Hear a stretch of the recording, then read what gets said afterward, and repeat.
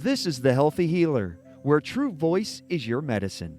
This is where we help doctors and other healers navigate through the challenging times by learning from the best minds in the healing industry. Laugh, cry, and be surprised. It's entertainment, education, and inspiration so you can continue to be the unique and amazing healer you were destined to be. Welcome to humanity. Welcome to The Healthy Healer with Dr. Fred. Hello, everybody. It's Dr. Fred, and welcome to another amazing episode of The Healthy Healer. And today we have someone who's actually joining us. It's at 8:30 here in Pacific time, which is late enough. But man, this guy's coming in from the UK at 4:30 in the morning. And it's really a pleasure to introduce him to you. Duncan Bhaskaran Brown is his name. And if you haven't heard of him already, you're about to hear about him. You're about to hear how he got to be a healthy healer and what it is that's about his life that has him feel like he's ready to actually speak his truth into the healthy healer this evening or this morning, depending on where you are. So Duncan, welcome to the Healthy Healer. It's great to have you here. What's happening? Yeah, it's good to be here. As you mentioned, it's early in the morning, and I used to think I wasn't a morning person, but we might get into what's changed in my life. You never know. Yeah, we might indeed. So we're going to talk a little bit about you in just a moment and shine a spotlight on your greatness. But in the meantime, what I'd really like to know, Duncan, is one simple question. There's only 9 letters in this question. It carries a lot of weight, and it's going to maybe throw you back on your heels. But I have a feeling a guy like you can handle it. And here's the question. The question is, who are you, Duncan Brown? Oh, yeah, that is a biggie, isn't it? So yeah. I think that what I'm all about is really trying to help people. I've had a lot of hardship in my life. In one way, you can say I've been very lucky, and I have, but I've had difficulties, and it's not been an entirely easy path. And I guess what I wanted was somebody to help me walk down that path, somebody to guide me in the right direction, or just simply to walk next to me sometimes. I think that's what I try to do for other people, really. I try and give them a bit of company as they walk down the broken road. You give them company as they walk down a broken road? Is that what you said? Yeah. All right. I love that. Thank you. And I'd like to hear a little bit more about maybe the hardships or what got you to believe that you could actually do this for others. What motivated you? What gave you your passion to step into being Duncan Brown, the man who walks as company down the broken roads with people? Yeah, so I started drinking when I was a teenager. Like a lot of people, it started out to do with socializing, going to parties, feeling a little bit anxious, not really knowing where my place was in the world. And I felt like alcohol helped me with that. I felt like it eased some of my burdens and made things a bit easier. But of course, as the years went on, the amount of people that I drank with went down and the amount I drank went up. And it got to the point where I was pretty much always drinking on my own, always drinking very heavily, doing it every day. And enough kind of became enough, really. And I was lucky to have a lot of support around me. So I stopped drinking, and at the time I was involved in coaching and training. I always have pretty much been involved in communication and adult learning and that kind of thing. And I thought, what I do is I spend my time helping people to learn something that I've learned in the past. I help them to replicate my successes. And over the course of a couple of years, it began to dawn on me that really the greatest success I've ever had in life was stopping drinking and getting my health back and sorting out my diet and stopping smoking. And that transformation from being in the place where I was drinking too much, my diet was bad, I was smoking, very stressed, which I'm sure your listeners know that's pretty much heart attack central, isn't it? And I went from that to being pretty happy to jump out of bed at 4:30 in the morning. And I thought that's what I need to share with people. That's the greatest success I've had in my life. I should use the skills that I've got to share that, because it's great. Why would I not share that? I'd be a terrible human being if I hoarded it all to myself. Interesting. So you have this experience of finding your own clearing, getting rid of the vices of drinking and smoking and having bad health and a bad diet and all those things that people do when they don't know what direction to turn. And it sounds like you started when you were a teenager and then you went through some phases and you eventually stopped drinking. How old were you when you stopped drinking, Duncan? I was in my late 30s. I did a good 20 and a bit years of it. Yeah, too long, really. Uh-huh. And did you stop using a certain program or did you just decide one day that was the end of it or what happened for you? Yeah, so I guess if you were going to classify me and put me in a box, you would probably say I was the kind of the natural recovery, spontaneous sobriety. I did it without any real formal support. But when I stopped smoking, I read Alan Carr's Easyway to Stop Smoking. It's a book I'm sure you and maybe some of your listeners have heard of. And that's it's a pretty powerful technique. It gets to grips with your beliefs and helps you manage the thoughts around smoking. So when I decided, having been gently nudged by my wife into considering whether or not drinking was the best idea, it was obvious to me what the way forward was going to be. And I did a lot of that kind of getting to grips with the beliefs that underlay my drinking. I did a lot of that in a kind of reflective way on my own, and then just finished off managing the thoughts using some of the techniques from Alan Carr, which is all very firmly in the kind of cognitive realignment camp. Mm-hmm. And now, how do people find you? Why would someone seek out Duncan Bhaskaran Brown to help them to walk with you? Why? What would happen? What kind of person are you helping the most? Are you helping people who are addicted to alcohol and smoking? Or is it, from your bio, I have it that you're helping people who have maybe overindulged in life and finding them way back to balance?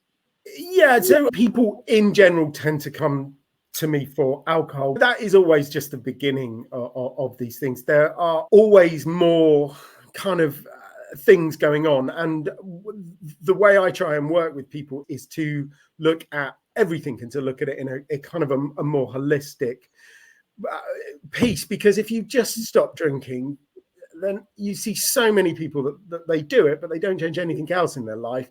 And everything that was making them want to drink, the utility that they thought they were getting from alcohol, they don't replace it with anything else. They don't have any other coping mechanisms. They don't have any ways of handling stress. And then inevitably they go back to drinking.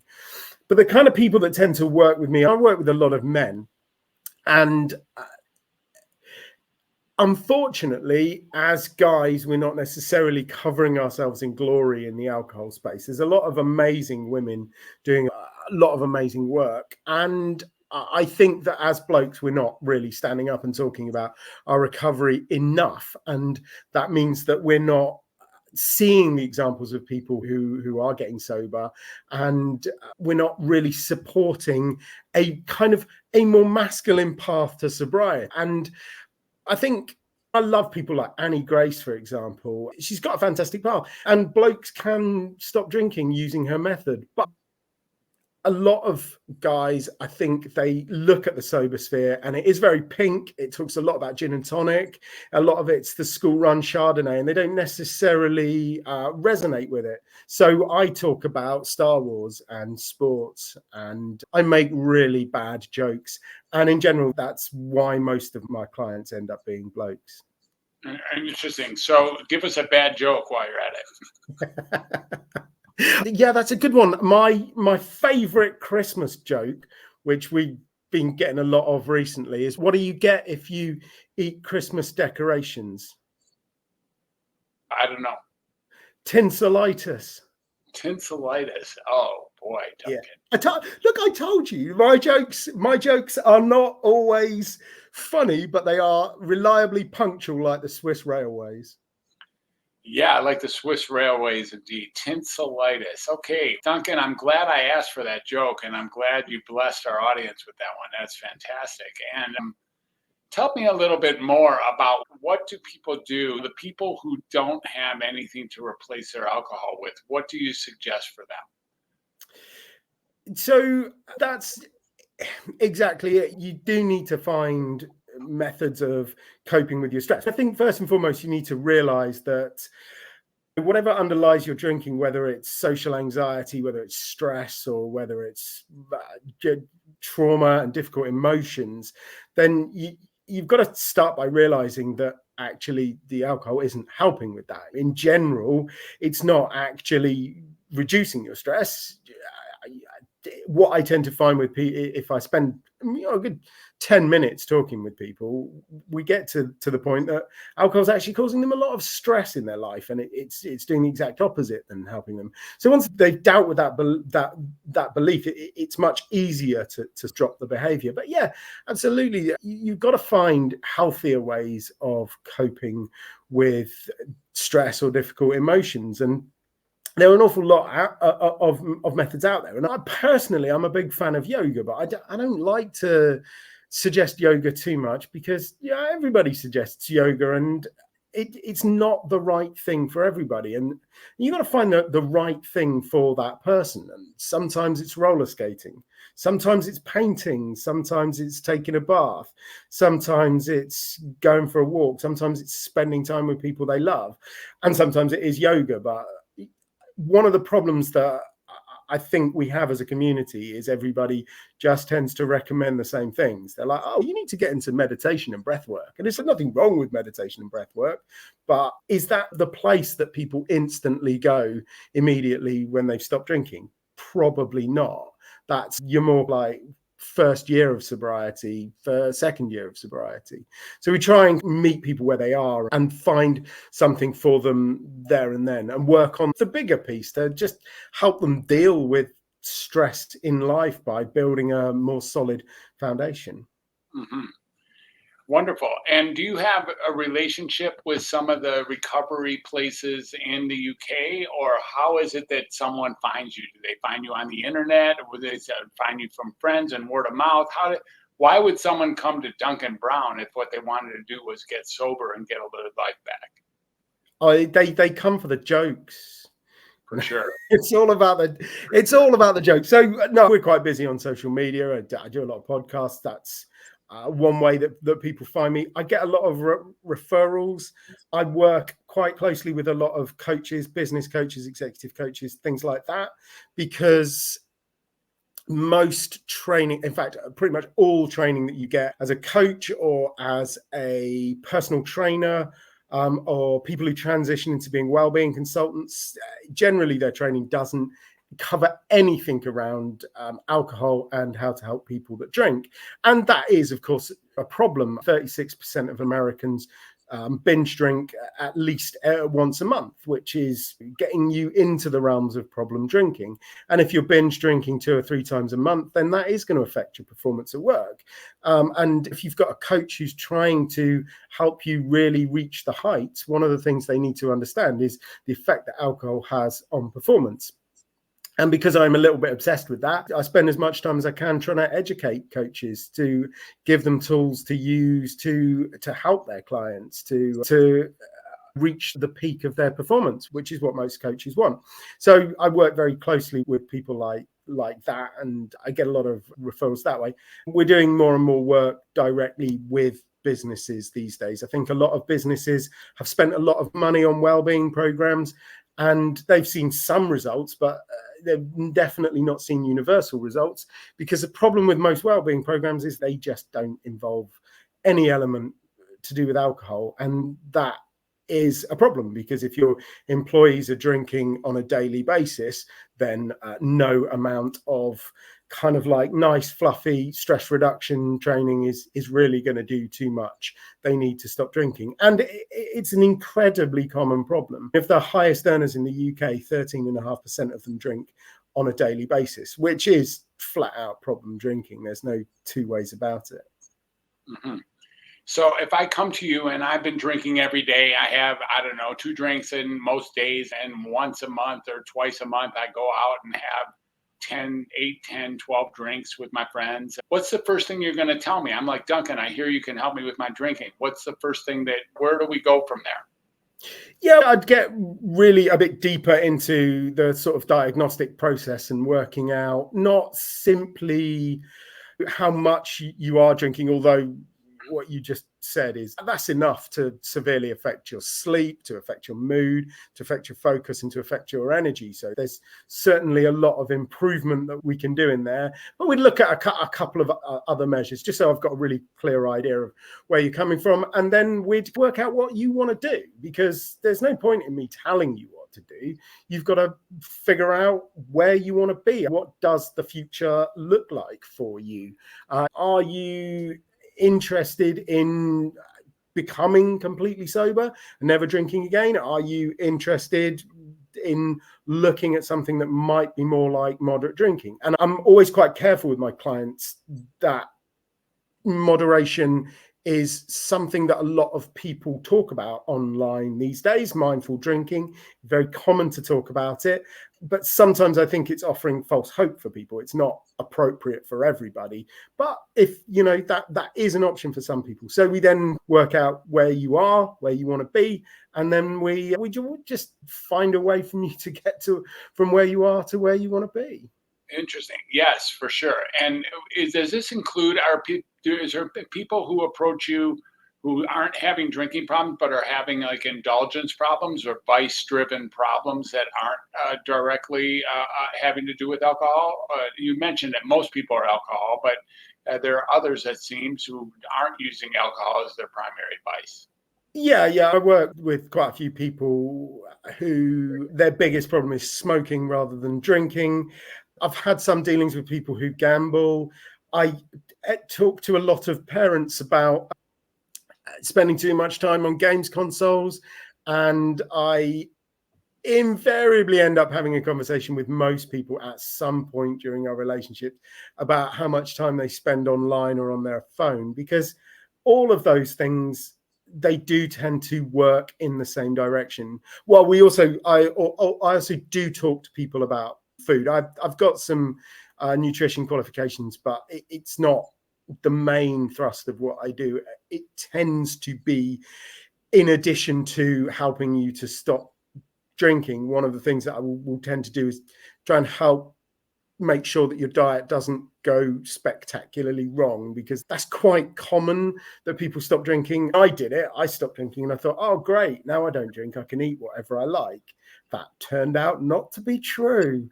So I use it more as a kind of piece around the process of not simply getting sober, but getting to the life that you want. But at the end of the day, the way most people eat junk food, the way most people eat ultra processed food, the mechanism is very similar to the way they drink alcohol or smoke cigarettes.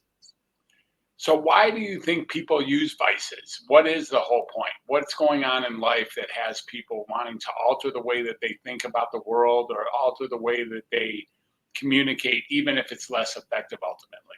Yeah, I think the short answer is it's a bad way of dealing with something. It's believing that you don't have the tool to deal with something and picking up the first thing that comes to hand. And now the research that we've done with people who've stopped drinking and exploring the reasons why they believe they started in the first place, there is a big link between alcohol and trauma, which I'm sure won't surprise you at all. What we found was that there were a significant proportion of people that ended up with a drinking problem who had childhood trauma. There was also a significant portion of people who had traumas in their adult life, and that had pushed them over the edge. So they didn't necessarily drink incredibly heavily to start off with when they were young, but then a life event or several life events pushed up their drinking. And then finally, there's a good chunk of people who drink for other reasons, things around social anxiety, finding your place in life, coping with stress, fitting in, that kind of thing. Those are the three big kind of pots that came up in our research. Mm-hmm. Interesting. Yes. Now, do you have a company? Is that what do you run a company, or do they have contact directly with Duncan when they call, or are there other people you have trained? What's going on with that? Yeah, so for the most part, I do all of my one-to-one work myself. If somebody isn't suitable for what I do, or I don't have the capacity, then I do have a network of people that I work with, both physical and cognitive therapists, as well as other sober coaches and things like that. That's the one-to-one stuff. But as I said earlier, more and more of our work is actually going into companies and providing them with an alcohol element to their program. So I have a lot of, you could call them freelancers, you could call them guns for hire. I just tend to like to call them friends. But yeah, they're people I know who do similar sort of work to myself, who help out with that when we get a bit too busy. It's always good to be a bit too busy. Yeah, for sure. And what is your interface with the 12-step program? Obviously, a lot of people around the world have had significant experience, and many of them, millions of them, have had significant success. Do you use a similar process? Are you in touch with any of the 12-step programs? Do they like that you're in the neighborhood? Are they competition? What's going on there? That is a very interesting question. I mean, I don't think that there are that many people in the sober community who believe in the idea of competition. I think I speak for most people when I say, we don't care what you do, we just want you to do something. And I think the sort of the therapeutic community around alcohol these days, it's a little bit like martial arts was back before MMA came into town. Everybody, they were going on about how their fighting style was the greatest, but nobody really knew. And I think there's a lot of talk in the recovery world about how one system is better than another system, but nobody really knows. And I think that's the path that we need to find as a community, is to grow up a little bit more and to find a more integrative approach to working with people and finding what works for that person. Because I come across some systems and they pretty much flat out say that if it doesn't work, it is your fault because you have not worked the system properly. And I do not believe that. I believe that it is never the system's fault. It is always our fault as therapists, as counselors, as coaches. It is always our fault because we haven't found what that person needs. Not that person has failed to work some set of steps. I think there's a lot of work that we need to do as a community to find a way to better serve the people that come to us. But simply in terms of the 12 steps, yeah, I've got a lot of time for the fellowship. I saved the lives of quite a few of my friends. I know a lot of people who've stopped using AA. I know a lot of people who absolutely love AA. Sadly, I also know a lot of people who absolutely hate AA. And one of the problems, I think more so in America, because you quite often get mandated, I say you quite often, not you personally, but one is often mandated through courts to visit AA, and nothing quite puts you off a recovery method, but being told to do it by a judge. And I think at the end of the day, every method has its advantages and its weaknesses, and AA is no different in that. It is amazing at doing some things and it is amazing for some people, but it really does not work for other people. Interesting. Very interesting. And do you ever use any kind of medications? I know there's some people who think that antabuse or something like that can be helpful. Are you a big fan of that, of the medication, the adversive training to drinking? Yeah, so I think there's clearly a place for a more medical approach and that sort of support for some people. And the fact is that there are some people who need to be managed to stop their drinking. The sudden withdrawal from alcohol can kill. It is that serious. For the most part, that is people who are drinking very heavily and have underlying health conditions, and then have either had a lot of previous attempts to stop and have had issues with withdrawal when they've stopped, or they've had previous problems with benzodiazepine and things like that. So for the most part, the people that I work with, they tend to still have a job. So they do tend to be drinking quite heavily, but they tend to be more at the kind of functioning point. They also tend to have a lot of other things going for them. Diet is usually not quite what they'd want it to be, but they are still eating some vegetables and some fruit occasionally. They often have a lot of social support around that. So in general, they tend to be at the healthier end of people with drinking problems. So they don't necessarily need medically assisted detoxification and things like that. I have worked with people like that. It is an enormous challenge. It is a completely different set of problems. It definitely has its place for some people. In general, my clients, they tend to be the kind of people that don't need anything in the way of medical support. There are plenty of supplements that I recommend. Years of drinking will ruin your body in terms of B vitamins and things like that. So a bit of support as you're going through that is always important. And there are a couple of things that people have recommended to me for sleeping, which is sometimes a problem for people. Sure. Beautiful. And what is it? Do you work online? Do you get customers from all over the world, or is it mostly in the UK, or where is your focus? Yeah, so I meet people wherever they're at, so long as they're at Zoom. Yeah. Funnily enough, I was coaching and training back in 2016, and that's when I first started using Zoom. And I was coaching people from all over the UK. So it wasn't practical for us to meet up one-to-one. So I'd always phone them to do like the onboarding call. And like every time I'd say to people, there's two ways we can do this. Either we can do this over the phone, or there's this amazing program called Zoom. You can download it onto your computer. All you need is a webcam. It's dead easy. I'll show you how to do it. And nobody would take me up on it. And it was so annoying. Like I wouldn't have chosen to have the pandemic, but it has really helped in that sense. Yeah, I do an awful lot of work over Zoom. It's just easier for my clients. It's easier for me. Even the ones that are quite local to me, we quite often meet up over Zoom because it's just easier than getting out the house and coming somewhere to meet me. It's more convenient for them. And I do a small amount of coaching with people. They do it in their lunch break. If they've got an office that's quiet enough, then there are a few people I've worked with who do it like that. Beautiful. Yeah. Duncan, how do people find you if they want to work with you or learn from you or read about you or watch a video or your podcast? What would they do? Sure. The easiest way to find me is to be able to spell the word Bhaskaran, because if you put Bhaskaran Brown into the internet, I come up. I am one of 3 Bhaskaran Browns, married to the other one, father of the third one, and they don't have much of an online presence. However, spelling Bhaskaran is not the easiest thing in the world. So if you put Real Men Quit into Amazon, that's the name of my new book, you will find me, and then you will find how to spell Bhaskaran. And yeah, you can find me I'm on Instagram, LinkedIn, Facebook, got a website. We're on YouTube. We put a lot of stuff out into the world.